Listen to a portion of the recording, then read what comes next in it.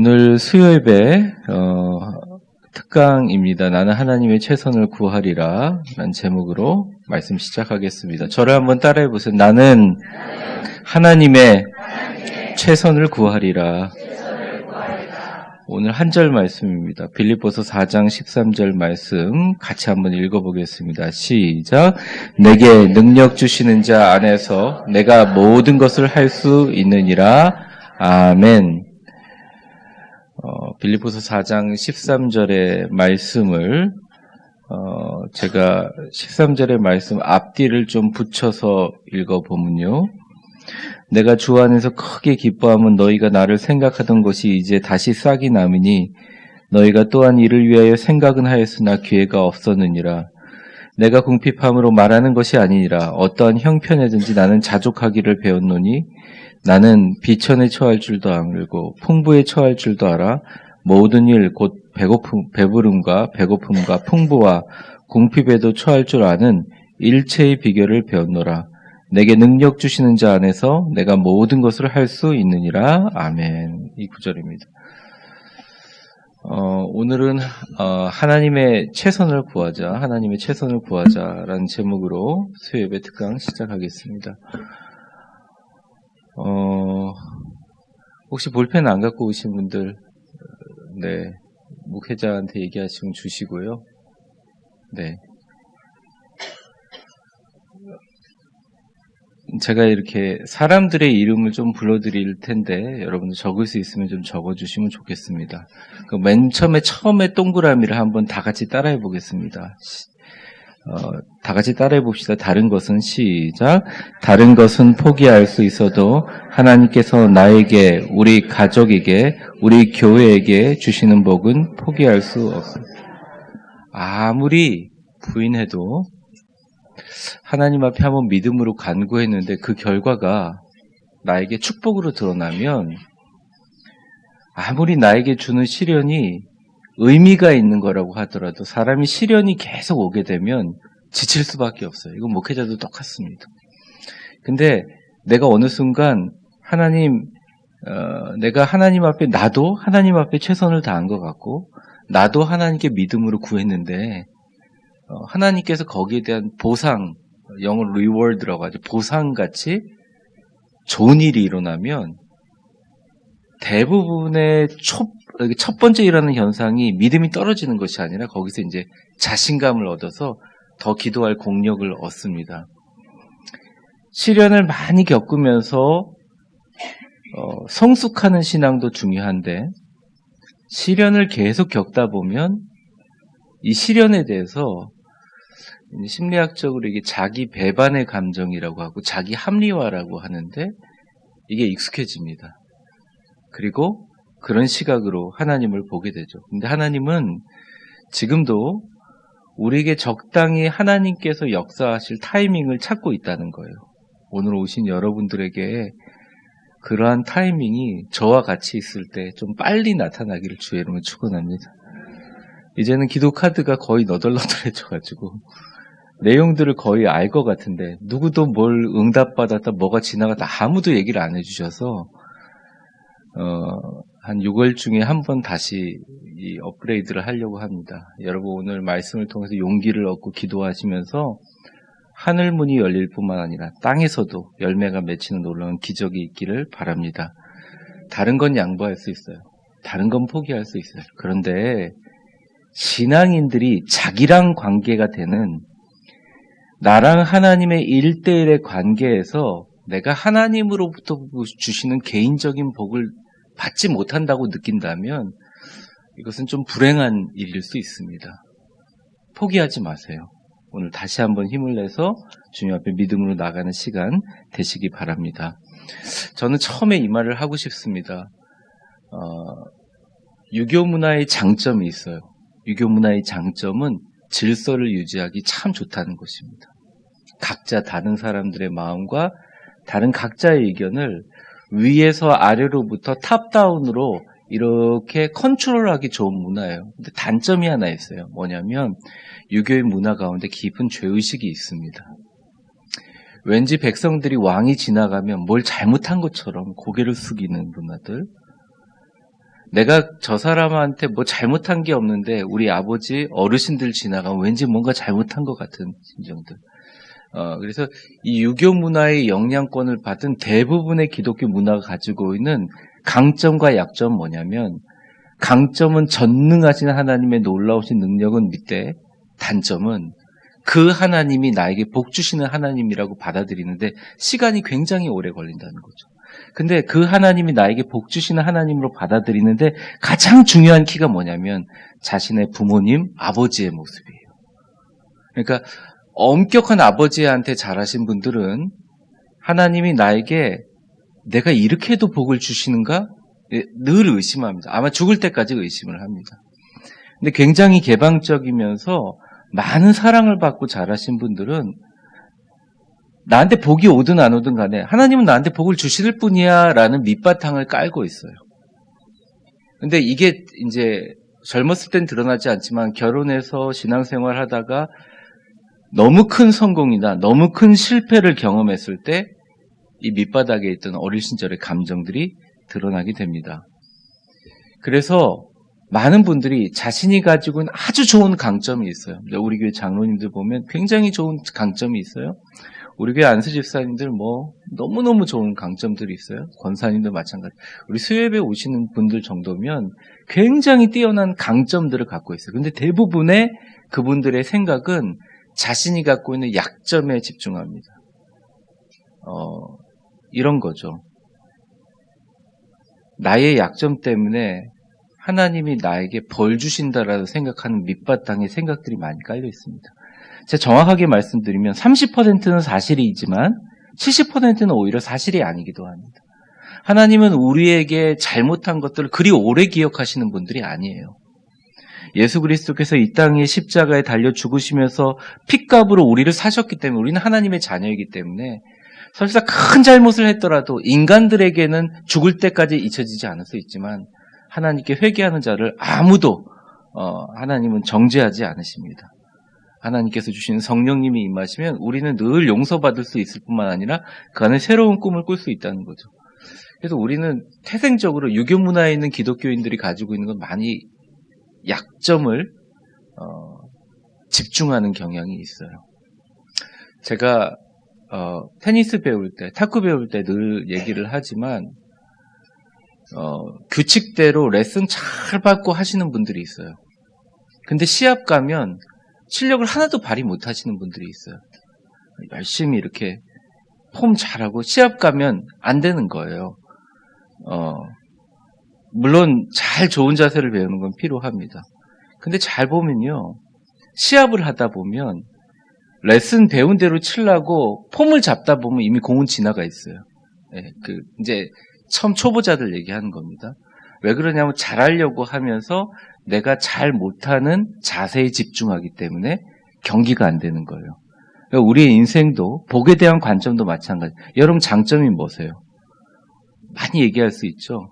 근데 어느 순간 이렇게 뭐라고 하나, 여러분의 열정과 야성이 죽어가지고 나는 부족해요, 나는 연약해요, 나는 약해요, 나는 시험도 잘 받아요, 나는 잘 돌아져요 이러면서 자기 자신을 나는 부족합니다, 나는 믿음이 없습니다 자꾸 얘기를 합니다.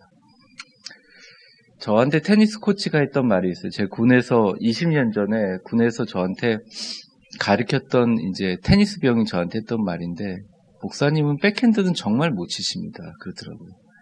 기분이 안 좋더라고요. 그래도 병사인데, 선생님이고 병사인데.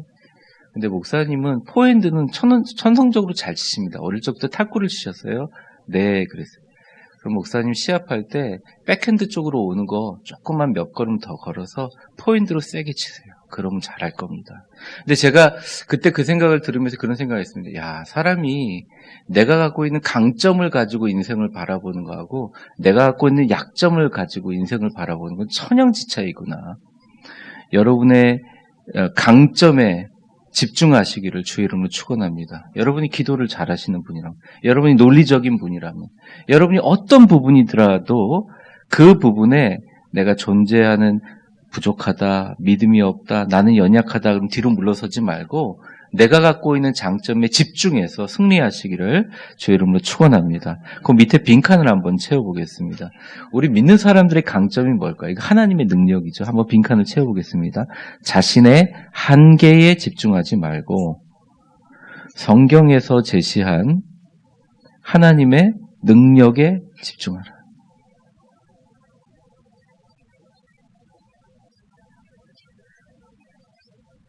특히 우리 청년들에게 꼭 드리고 싶은 말씀이기도 합니다. 오늘 많이 보이지 않는데 다 스승의 날이라 스승님 꽃다발 들러 가셨는지 모르겠는데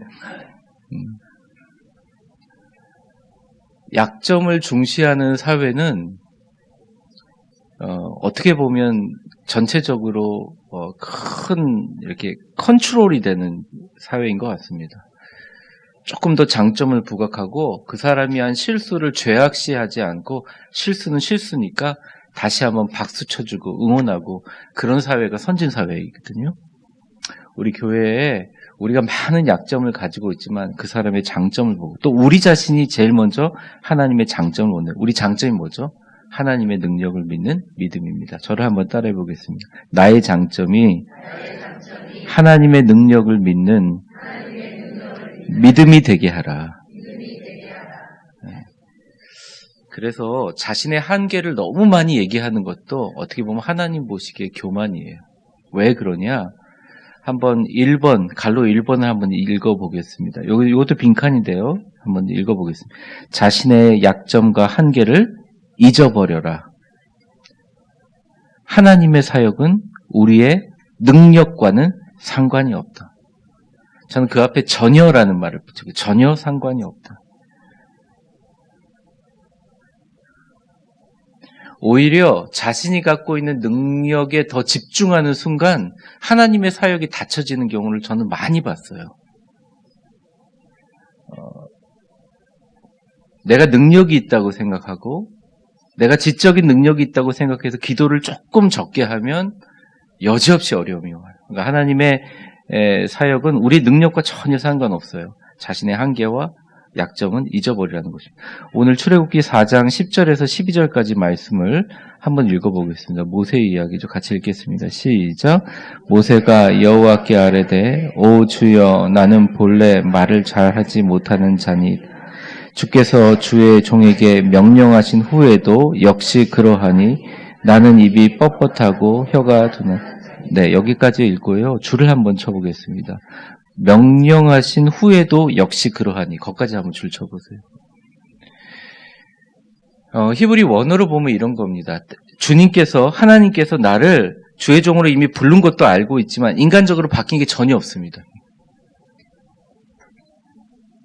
내가 너를 지금 애굽에서 고통당하고 있는 수많은 민족들을 구원할 민족의 지도자로 삼아주실 것이다. 아멘 하고 짠 하면 슈퍼맨이 된 것 같은데 여전히 말을 더듬하고 있고 말도 논리적으로 하지 못하고 다혈질이고 아무것도 모세에게는 변한 게 없는 거예요. 그러니까 모세가 다혈질이고 더듬거린다 다혈질이다 이렇게 성경에 나와 있지는 않는데 심리학자들에게는 모세가 갖고 있는 성격을 딱 규정하면 우울적 다혈질, 그러니까 우울증과 다혈질을 갖고 있는 사람들. 백성들한테 화가 나니까 반석을 친 것도 마찬가지고 결국 그 성격 때문에 가나안으로 들어가지 못했죠. 굉장히 인간적으로 부족한 사람이에요. 그리고 40세 때 혈기에 의해서 사람을 패 죽였던 사람 아닙니까? 80년이 지나서 이제 나이가 먹어서 연약해졌을 뿐만 아니라 자기 자신이 어떤지를 너무 잘 알고 있어요. 자기의 한계를. 그런데 11절과 12절에 하나님이 그거에 대해서 내가 부족하다 그러니까 뭐라고 하시냐면 읽어보겠습니다. 같이. 여호와께서 그에게 이르시되 누가 사람의 입을 지었느냐 누가 말 못하는 자냐 몸드는 자나 눈 밝은 자나 맹인이 되게 하였느냐 나 여호와가 아니냐 이제 가라 내가 내 입과 함께 있어 할 말을 네, 이 말씀이 그래요. 누가 입을 짓고 누가 맹인이 되고 누가 벙어리 만들었냐 나 하나님 아니냐 내 입과 함께 있어 할 말을 너희에게 가르칠 것이다. 하나님이 얘기합니다. 내가 한다. 내가 하니까 변명이 통하지 않아. 내가 부르면 해라. 내가 해줄게. 얘기하고 계신다는 거예요. 여기에 뭐가 필요하느냐? 나의 능력과는 아무 상관없는 자신의 한계와 약점에 자꾸 집중해서 하나님의 부르심을 우리가 튕겨낸다는 것이죠. 내게 능력 주시는 자 안에서 내가 모든 것을 할 수 있는 거지, 내가 하나님의 이름이랑 간판 하나 걸어놓고 내가 모든 것을 할 수 있는 일은 아니에요. 하나님의 능력이 나한테 떠나면 아무것도 할 수 없어요. 근데 하나님의 능력이 있으면 모든 것을 할 수 있다는 것입니다. 우리 옆 사람 한번 축복해보고 안마 좀 하고 시작하겠습니다. 옆 사람 한번 축복해보겠습니다. 당신은 능력 주시는 자 안에서 모든 것을 할 수 있습니다. 하나님의 말씀입니다. 자, 어깨에 한번 주물러 주겠습니다. 오른쪽에 앉으신 분, 네. 이렇게 가까이 앉으시고, 오른쪽에 있는 분들 어깨를 한번 주물러 주시면서, 축복합니다. 사랑합니다. 이렇게 꾹꾹 주물러 주세요. 네. 이 시간에 어깨가 많이 뭉쳐 계시더라고요. 많은 분들. 두들겨 주시고, 네, 건강하십시오. 이러면서 두들겨 주시고요. 막 이렇게 눌렀는데 아프시죠? 그럼 뭔가 이렇게 다 안 풀리는. 자, 짝 바꿔서, 네. 주물러 주시면서 사랑합니다. 축복합니다. 토닥토닥 두들겨 주세요. 토닥토닥 두들겨 주세요. 건강하세요. 그러면 두들겨 줘요.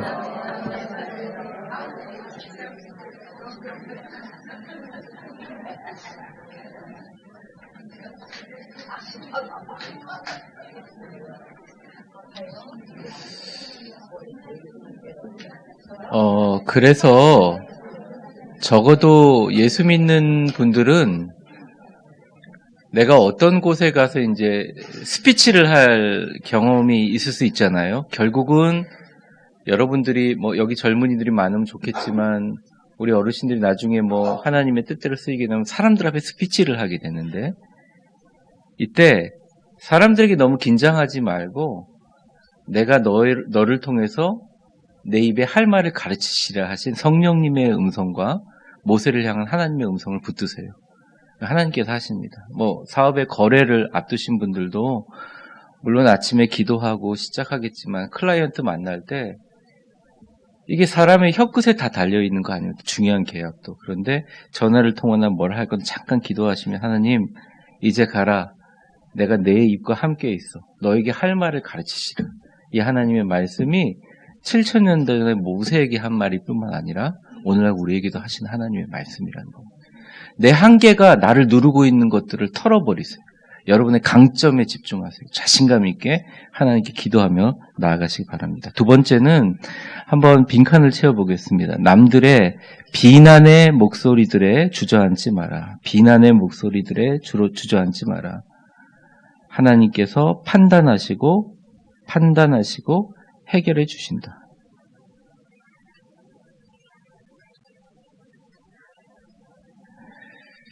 민수기 14장 6절에서부터 8절까지 우리 같이 한번 읽어보죠. 시작. 그 땅을 정탐한 자 중 눈의 아들 여호수아와 여분네의 아들 갈렙이 자기들의 옷을 찢고 이스라엘 자손의 온 회중에게 말하여 이르되 우리가 두루 다니며 정탐한 땅은 심히 아름다운 땅이라. 여호와께서 우리를 기뻐하시면 우리를 그 땅으로 인도하여 들으시고 그 땅을 우리에게 주시리라. 이는 과연 젖과 꿀이 흐르는 땅이니라. 아멘. 거기 빨간 글씨로 여호와께서라고 있죠. 거기 한번 동그라미 쳐보십시오. 그러니까 인생의 주어가 내가 될 때 참 막막합니다.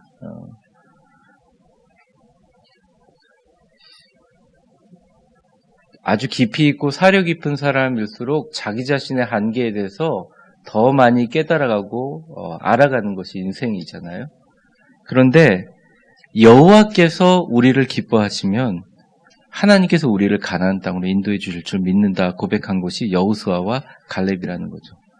수많은 비난이 있었고 돌로 쳐 죽이려고 하는 그런 회중들에게 하나님이 판단하시고 보호해 주시고 이들을 차세대의 지도자로 세워주시지 않습니까? 그래서 비난의 목소리를 받았을 때 영향을 안 받을 수는 없어요. 안 받는 건 거짓말이에요. 그러니까 제일 좋은 건 그런 목소리가 있는 곳으로부터 좀 멀어지면 돼요. 가능한 차단할 환경들을 많이 만드세요. 여러분을 격려하고 축복하고 여러분에게 힘이 주시는 말씀들을 많이 소화하세요. 여러분들을 스스로 떨어뜨리지 다운시키지 마세요. 주님의 말씀으로 힘을 얻으시고 그런데 어쨌든 들면 주저앉을 수밖에 없고 어려움이 있어요. 근데 그때 주저앉지 말고 오히려 뭘 기억하냐면 주님께서 나를 판단하시고 나를 판단하는 건 사람이 아니라 주님께서 판단하시고 나에게 놀랍게 역사하실 것이다. 그 마음을 가지고 해결해 주신다. 그러면서 살 때 하나님이 기뻐하시고 지도자로 세워주십니다. 이 지도자가 겪어야 될 반드시 한 단계 겪어야 될 일들입니다. 갈로 3번 우리 같이 한번 읽어보겠습니다. 시작. 자신의 주도권을 주님께 드리라. 일의 결과를 하나님의 아름다운 구원의 섭리 가운데 맡기라. 이것은 우리의 인생의 숙제입니다. 참 힘들어요. 어렵습니다. 제일 어려운 것이기 때문에 죽는 날까지 해야 되는 거죠. 하나님께 주도권을 드리고 결과를 하나님께 맡깁니다. 왜 맡겨요? 우리는 일의 결과를 도저히 알 수 없기 때문에 그렇습니다.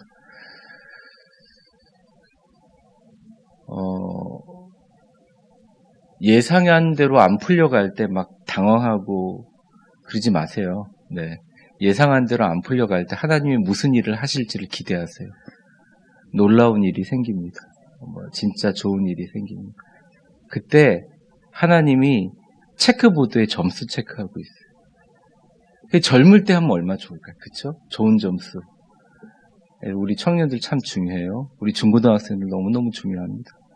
말씀으로 그래서 우리 교육부 우리 학생들 우리 교육이 참 중요합니다. 윤리를 가르치는 것도 중요하고 성경의 지식을 가르치는 것도 중요한데 하나님께 참 좋은 점수 딸 수 있는 삶의 태도와 방법을 가르치는 게 너무 중요하거든요. 욥기 42장 1절서부터 3절까지 한번 읽어보면 욥이 수많은 일을 겪어서 이렇게 얘기합니다. 1절부터 읽어보겠습니다. 시작. 욥이 여호와께 대답하여 이르되 주께서는 못하실 일이 없사오며 무지한 말로 이치를 가리는 자가 누구이니까. 나는 깨닫지도 못한 일을 말하였고 스스로 알 수도 없고 헤아리기도 어려운 일을 말하였다. 네, 여러분 이 내용들을 그냥 보시면 알겠지만 우리의 입술의 고백 가운데 내가 잘 알지도 못하고 헤아리지도 못하고 깨닫지도 못하고 사실은 우리는 1분 후의 일들을 전혀 알 수가 없거든요. 근데 이게 하나님이 들으신다 생각하면 우리는 정말 믿음으로 하나님 앞에 고백해서 하나님을 기쁘시게 만들어야 돼요. 그러니까 위대한 게 반드시 잘 될 겁니다. 우리 셀에 이렇게 고통당하는 우리 집사님이 있는데 암 선고를 받아가지고 참 힘들고 어려운데 하나님께서 우리 셀 식구들이 다 기도하면 반드시 암세포가 작아지게 될 줄 믿습니다. 예. 나에게 이상한 종양 같은 게 발견되는데 우리 성도님들하고 같이 기도하고 우리 목회자들하고 붙잡고 기도하고 내가 살아서 하나님의 영광을 선포하기 위해서 나를 이 땅에 보내신 목적을 생각하면 하나님 잘 이것들을 치료해 줄 줄 믿습니다. 저는 걱정하지 않습니다. 이렇게 고백하는 고백을 하나님이 유심히 듣기도 하지만 또 우리가 다르게 얘기하는 것도 들으신다는 거죠. 그 욥이 나중에 하나님 복받기 전에 후회하는 거예요. 내가 정말 주께서는 못하실 일이 없고 무슨 계획이든지 못할 일이 없는데 내가 알지도 못하고 짓거렸습니다. 떠들었습니다. 내가 지금껏 이러저러하게 예상도 하고 말한 것들이 너무 부끄럽습니다. 하나님 이제부터 저는 그렇게 하지 않고 눈으로 배우니 주님의 영광을 보여주시옵소서. 욥기 그 후에 그런 일들이 일어납니다. 저는 믿음은 관계라고 생각해요. 믿음은 관계라고 생각해요.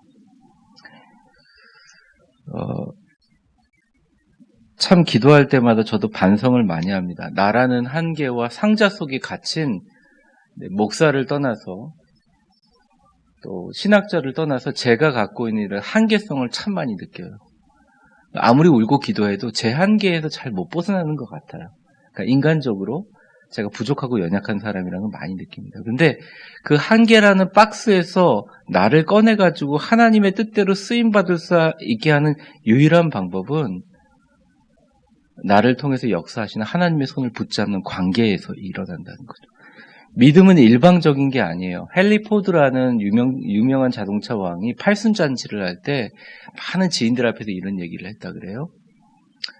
내가 지금까지 정말 평생 허황된 꿈을 꾸고 말도 안 되는 실현 불가능한 꿈을 꿔가지고 많은 사람들을 걱정하게 했는데 우리 아내는 단 한 번의 불평도 하지 않고 언제나 한 번도 의심하지 않고 언제나 나를 믿어줬다. 사실은 나를 이 자리까지 이끈 거는 모든 사람의 도움도 있지만 바로 나의 아내 덕이다. 이런 얘기를 했어요. 근데 저는 그냥 그 얘기를 읽으면서 이런 생각을 했어요. 나를 진짜 믿어주고 기다려주는 사람이 얼마나 귀한가. 근데 여러분도 믿어주고 기다리는 존재가 있어요. 뭐예요? 하나님이에요. 그러니까 우리가 우리 스스로 한계를 갖고 규정하죠. 그냥 위대한 교회 믿음 생활 잘하고 그냥 여기서 잘 그냥 나이 먹고 우리 손자 손녀 복 받고 살아가 이렇게 생각할 수도 있는데 하나님은 오히려 기대를 어떻게 하냐면 니 70이냐? 60이냐? 65? 55세? 이제부터 시작이야. 내가 너를 쓸 거야. 믿어주시는 하나님이 있는데 우리는 자꾸 사람과 상황 가운데 내가 가지고 있는 폭을 막 좁혀요. 그래서 걱정하는 게 굉장히 좁아요. 힘들어요. 낮아져요. 아이들에 대해서 꿈을 꾸는 것도 마찬가지입니다. 제가 우리 아이들을 위해서 기도한 게 하나 있어요.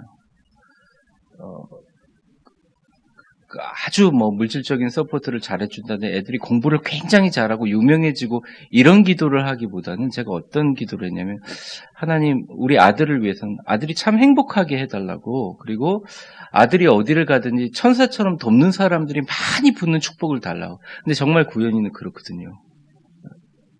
가연이를 위해서 기도할 때 오히려 가연이를 위해서 기도하는 자꾸 그런 마음이 가연이가 목회를 했으면 좋겠다. 처음 하는 말인데 가인은 강력하게 부정하고 있습니다. 네, 그런 마음이 자꾸 생겨요. 아들은 그렇지 않는데. 제가 이제 기도하면서 정말 어렵고 힘든 세상 사람들 선교지에 나중에 같이 사역했으면 좋겠다. 이런 마음들이 막 생겨요. 그러니까 제가 이번 주에 설교하겠지만 부모가 자녀에게 줄 수 있는 가장 큰 축복이 왜 가장 영향력이 있냐면 부모와 자녀들은 연결되어 있거든요. 그러니까 하나님과 우리도 연결되어 있어서 내가 하나님을 향해서 가지고 있는 믿음도 얼만큼 중요한지 여러분도 아시겠지만 하나님이 그만큼 여러분에게 바라는 것도 있다는 거예요. 그걸 잊지 마세요. 여러분이 지금 존재하고 여러분에게 환난과 근심과 걱정들을 하나님 막아주시면서 하나님께서 이렇게 인도해 주시고 보호해 주시는 것 가운데 그냥 계산 없이 공짜로 하시는 분이 아니에요. 철저한 계산하에 철저한 목적 안에 하나님께서 그래서 믿는다는 것은 나를 믿는 것이 아니라 하나님의 약속을 긍정하는 거예요. 한번 저를 따라해 보겠습니다. 나를 믿는 것이 아니다. 하나님의 약속을 긍정하는 것이다. 그러니까 하나님이 나를 생각하면서 나에게 하신 약속들을 긍정하시는 겁니다. 근데 이제 이거의 큰 장벽이 뭐냐면 우리가 이렇게 믿음을 가지고 있음에도 불구하고 이 땅에 일어나는 모든 이 장벽을 막는 게 뭔지 나와 있는데 빨간 글씨 한번 읽어보겠습니다. 하나님께서는 시작. 하나님께서는 우리의 믿지 않음을 놀라고 계신다. 한번 검은 글씨, 진한 글씨 읽어보겠습니다. 시작. 주 예수님은 오늘도 여전히 능력이 무한하신 분이다. 그의 팔이 짧아 도와주시지 못하는 것이 아니라 믿지 아니함으로 인해 역사하지 않으신다.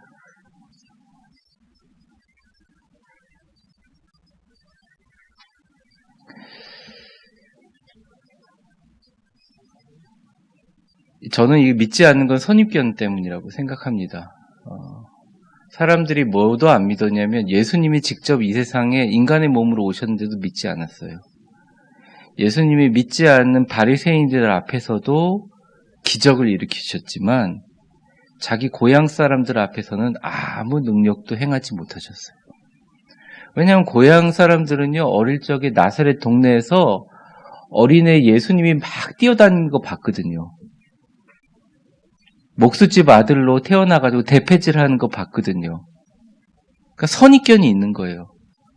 야, 내가 저 형제, 동생 야고보도 알고 요셉도 알지 않냐. 제 아빠도 알고 어머니도 아는데 메시아라고 웃기고 앉아있네. 그래서 예수님이 생각하는 거, 여기는 왜 능력이 나타나지 않지? 예수님조차도 인간의 몸을 딛고 와서 안 겁니다. 하나님의 능력을 가지고 있어도 관계성이 떨어져 버리면 끝나는 거예요. 예를 들어서 하나님께서 우리에게 귀한 비전이 있어도 안 믿으면 안 되는 거예요. 그래서 저는 그런 생각을 해요. 목회자가 싸워야 될 게 뭐냐. 마귀하고도 싸워야 되지만 목회자 주변에 있는 모든 사람들의 믿음 없는 의견들에 대해서 사실 싸워야 돼요. 근데 대부분 영향을 받아요. 그래서 그만큼의 수준, 교인들이 가지고 있는 교인들의 리더의 수준만큼 교회가 성장해요. 대부분. 성장이 아니라 요즘엔 다 정체죠.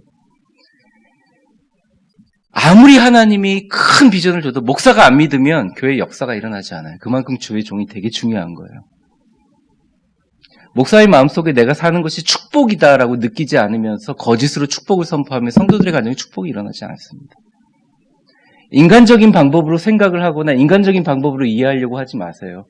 여러분도 마찬가지입니다. 이런 분들이 있잖아요. 애를 위해서 기도해요. 근데 믿지 않아요, 부모가. 제가 한 번은 기도를 부탁해서 그 집에 가서 아이를 놓고 간절히 기도하는데 걔가 방 안에 문 쾅 닫고 들어가니까 목사님 수고하셨습니다. 네, 제가 수고한 건 맞는데 무슨 말씀입니까? 목사님 이렇게 한번 와줘야 얘가 난리 안 칩니다.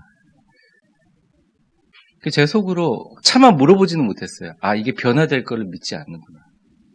그리고 저도 생각해봤어요. 이런 분위기에서 내가 믿을 수 있는가? 믿음은 그러니까 상호적인 거예요. 믿음은 믿음 자체인 거죠. 여러분에게 한번 질문해 보겠습니다. 여러분의 인생을 지금 이 자리보다 더 위대하게 만드실 줄을, 여러분의 자녀를 기르실 줄을 믿습니까?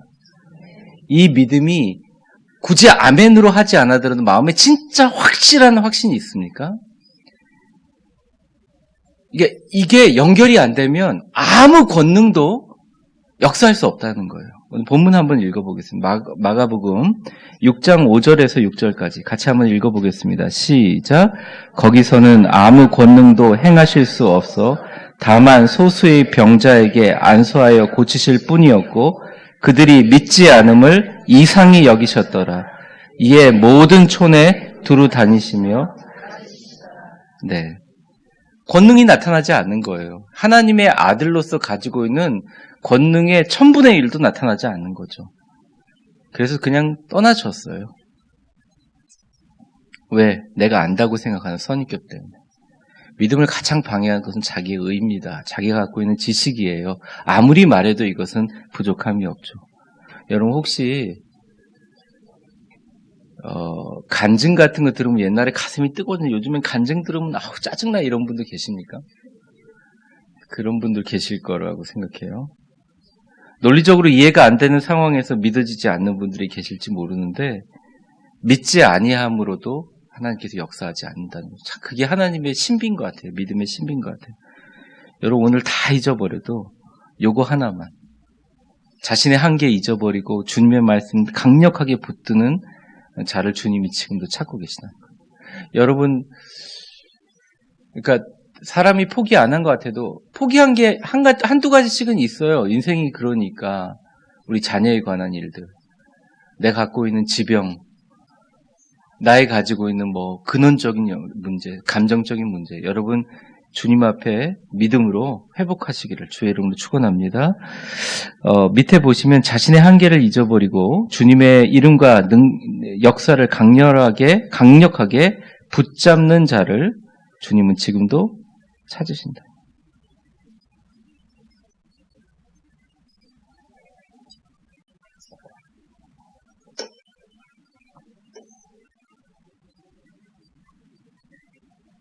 믿기만 하면 되는 일들을 믿지 않는 거죠. 지금 만약 예수님이 2000년 전의 모습으로 한국이나 미국에 나타났을 때 과연 예수님을 하나님의 아들로 받아들일 수 있겠는가? 예수님의 얼굴을 이렇게 잉크로 찍어서 이 예수님의 얼굴이라고 주장하는 카톨릭의 예수님의 사진이 있습니다. 예수님의 사진을 보니까 이제 컴퓨터로 합성해 보니까 여러분 성화에 나오는 것처럼 잘생기지 않으셨더라고요. 이렇게 하면 실례인가요? 예수님한테 제가 무서운데. 키가 되게 클 줄 알았는데 무덤에 들어간 사이즈를 보니까요. 10년 전이죠. 콘스탄티노플 황제가 로마를 국교로 하면서 예수님의 무덤에서 썼던 예수님이 누웠던 그 돌을 가져가다가 성당에다 집어넣고 나무로 봉인했다가 7세기 동안 뒀다가 그걸 개봉한 일이 있어요. 그러니까 사람들이 예수님이 키가 적어도 175 이상이라 생각했는데 뜩 보니까 165에서 170도 안 되는 정말 조그만 키인 거예요. 그래서 사람들이 순간 당황한 거예요. 뜯어보고서. 그러니까 이사야서 말씀이 맞아요. 그는 보기에 아무런 귀한 게 없고 오히려 굉장히 허물이 많고 사람들 모습이 그렇게 드러나지 않은 거죠. 드러나지 않은, 보잘것이 없는 거예요. 예수님이 무슨 박사학위가 있었나요? 석사학위가 있었나요? 그러니까 요즘에 예수님이 이렇게 나오면 오히려 인정받지 못할 것 같다는 그런 분위기. 그러니까 예수님에 대해서 외모를 본 거죠. 근데 그래서 요즘에 보면 예수님이 만약 오시면 물어볼 겁니다. 미국에서 어느 계통의 학교에서 공부했는지, 그리고 전도사하고 부목사 시절에 어떤 교회 프로그램을 배웠는지, 가정은 어떤 기독교 가정인지, 얼굴은 좀 그래도 어떻게 생기셨는지 다 재볼 거예요. 사랑하는 성도 여러분, 교회의 크기와 학력과 목회자의 능력으로 교회가 성장하는 게 아니라 하나님의 말씀에 대한 믿음을 목회자가 얼마나 가지고 있느냐, 하나님의 말씀에 대한 믿음을 성도들이 얼마나 가지고 있느냐, 그것이 우리를 좌우하는 것입니다. 그럼 하나님께서 우리에게 원하시는 건 뭐냐? 요거 얘기하고 마무리하려고 해요. 하나님께서 우리에게 가장 원하시는 것은 갈로 1번, 하나님의 말씀에 대한 의심 없이 믿음으로 간구하는 것입니다. 의심 없이 기도하기는 굉장히 힘들어요. 근데 어느 순간 기도할 때마다 결심을 해야 됩니다. 하나님, 내가 의심하지 않고 기도하게 해주십시오. 때때로 그런 생각이 들어요. 하나님, 저 사람의 마음을 돌이켜 주십시오. 저 사람의 마음 가운데 평화를 심어 주십시오. 이렇게 기도할 때 제 마음속에 의심이 생길 때가 있어요. 그럼 제가 하나님 앞에 기도합니다. 하나님, 기도의 제목도 중요하지만 내 마음에 의심 생기는 내 마음을 위해서 기도합니다. 하나님, 나를 내 생각과 내 의지로 기도하지 않게 하시고 성령님 오셔서 성령님께서 나를 기도하게 해주십시오. 마태복음 21장 21절에서 22절까지 같이 한번 읽어보겠습니다. 시작. 예수께서 대답하여 이르시되 내가 진실로 너희에게 만일 너희가 믿음이 있고 의심하지 아니하면, 그 동그라미 치세요. 의심하지 아니하면 이 무화과 나무에게 된 이런 일만 할 뿐만 아니라 이 산더러 들리어 바다로 던져지라 하여도 될 것이요. 여러분, 무의식적으로 의심하지 않게 되려면 뭐 해야 됩니까? 사람이 순수해야 되죠. 애들 기도. 어릴 적에 기도 훈련 부모님들이 시키는 게 얼마나 중요한지 여기서 나타나요. 어릴 적에 아이들 공부하고 학원 보내고 영어 학원 보내는 것보다 애들하고 손잡고 가정 예배 드리는 게 얼마나 중요한지를 봅니다. 그리고 애들한테 말할 때 우리가 사회적인 말, 우리가 뭐 부모로서 말하지만 믿음 없는 말을 가능한 적게 하고 너는 잘 될 거야, 너 하나님께서 분명히 쓰실 거야, 이런 말을 많이 들은 자녀들은 평소는 모르지만 고난이 있을 때 부모님이 해주셨던 그 심기어진 말씀의 씨앗 때문에 벌떡 일어나서 놀라운 일들을 만들어냅니다. 철저하게 부모님께 달려있다는 거죠. 두 번째입니다. 하나님의 약속에 대해서 담대하게 무엇인지 구하는 것. 한번 같이 한번 읽어보겠습니다. 요한일서 3장 21절에서 22절까지 같이 읽겠습니다. 시작.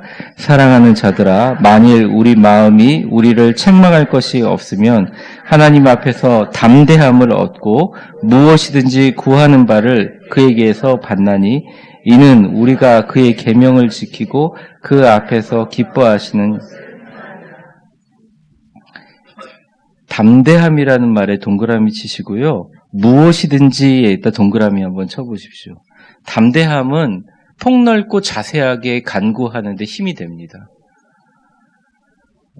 자신감 있게, 기도할 때는 자신감 있게, 힘 있게, 남들이 기도하고 소리친다고 같이 웅얼웅얼 거리지 말고 자신감 있게, 구체적으로. 그리고 그 결과가 바로 나에게 응답하지 않더라도 하나님에 대한 믿음을 버리지 않고 담대하게 구하면 하나님이 우리를 그걸 원하신다는 것입니다.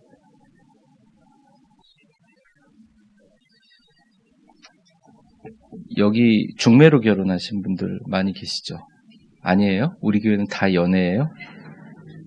웃기만 하지 마시고 반응을 좀 하세요. 대부분 연애세요? 그러시네요. 예, 축하드립니다. 예. 그리고 제가 잘못 생각했습니다. 우리 교인들은 더 신세대인 것 같아요. 근데 제가 전에 이제 같이 있었던 교인들은 대부분 중매 결혼.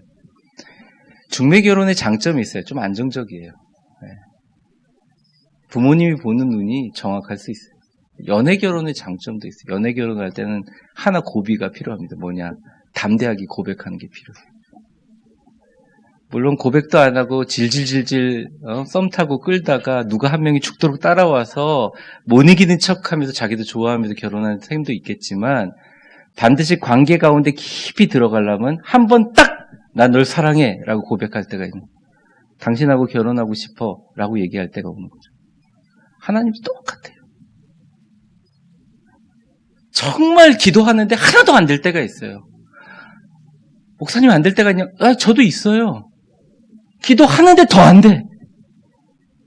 제가 강단에서 미치고 팔딱 뛰겠다 이런 말을 할 수는 없습니다. 그런데 정말 화가 나요. 그럴 때는 어떤 데냐? 성도들의 기도는 막 응답이 돼서 저한테 카톡 와요. 근데 저는 안 돼요. 너무 화가 나는 거죠. 근데 제가 하나님 앞에 담대하게 하는 말이 있습니다. 약속하셨잖아요. 약속하셨잖아요.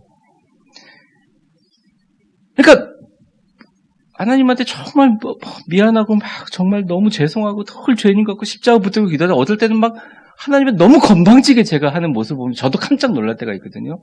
근데 우리가 구하는 바를 담대하게 구할 때 이놈 시키 건방져 이렇게 안 보시고 하나님께서 그럼 자세하게 얘기해봐 이렇게 하면서 하나님께서 깊이 다가오시는 겁니다. 기도는 담대하게 크게 기도하세요. 저는 많은 분들에게 축복의 비결을 얘기하지만 알고 있습니다. 안 합니다. 목사들 말대로 절대 안 해요. 제가 분명히 얘기하지만 이 중에 하는 사람은 있지만 거의 안 해요. 잘 안 하기 때문에 제가 또 이걸 갖고 또 설교할 수 있다는 그런 장점은 있지만 사실은 여러분들이 이대로 해가지고 막 복을 받으면 사실은 이 위대한 교회는 구리시내의 교회가 아니게 돼요. 저도 사실은 구리시내의 교회가 아니라 여러분들 자신이 정말 수많은 사람들에게 영향을 주는 걸 하게 되거든요. 좌절되시죠? 여러분의 방법대로 열심히 기도했는데 응답이 없어서 힘드시죠? 그럴수록 꿈을 축소시키지 말고 더 담대하게 구하세요. 하나님의 꿈을 구하세요. 저는 그에게 받나니 이 말씀에 구체적으로 확실하게 기도하는 기도가 하늘을 움직입니다. 조지 폭스 목사님 말씀입니다. 구체적이고 확실하게 기도하는 기도가 하늘을 움직입니다. 오늘 이 시간 그런 시간을 좀 갖겠습니다. 마지막입니다. 갈로 3번 같이 한번 읽어보겠습니다. 시작. 우리의 삶 속에서 예수의 이름으로 승리하는 것. 너희가 나를 택한 것이 아니여 내가 너희를 택하여 세웠나니 이는 너희로 가서 열매를 맺게 하고 또 너희 열매가 항상 있게 하여 내 이름으로 아버지께 무엇을 구하든지 다 받게 하려 함이라. 여러분 기도할 때 가장 큰 소리로 힘을 줘서 기도할 부분이 뭘까요? 예수님의 이름으로 기도합니다. 신앙인의 가장 기본은 예수님의 이름으로 기도합니다예요. 내 이름으로 기도한다? 천만의 말씀. 그거 안 들어주세요. 우리를 위해 십자가에 달려 죽으신 예수 그리스도의 거룩하시고 하늘과 땅을 이으신 중보의 화해 되신 예수님의 위대한 이름으로 기도합니다 하기 때문에 되는 거예요. 여러분 기도 열심히 하시고 끝에 아이고야 그러고 끝내지 마시고 아시죠? 이거 예수님의 이름으로 기도합니다. 주님께서 이렇게 부담을 드리세요. 내 이름으로 아버지께 무엇을 구하든지 다 받게 하려 함이라 그 하나님의 뜻입니다. 결론을 한번 보겠습니다. 실천사항인데요. 부정적인 사람, 관계, 환경, 상황들을 해소 또는 조정하라. 꿈을 꾸는 사람들과 어울리라. 부정적이고 냉소적이고 시기심이 많은 사람과 어울리기에는 우리 인생이 너무나 짧고 아깝다. 그러니까 여러분의 주변 환경을. 또 두 번째, 나의 약점. 2번부터 같이 읽어보겠습니다. 시작. 나의 약점과 한계에 집중하지 말고 하나님의 능력에 집중하라. 3번 읽어보겠습니다. 하나님께서는 말씀에 대한 100% 믿음을, 그분의 약속에 대한 담대한 간구를 예수의 이름으로 승리하는 것을 바라십니다. 나의 최선이 아니라 하나님의 최선.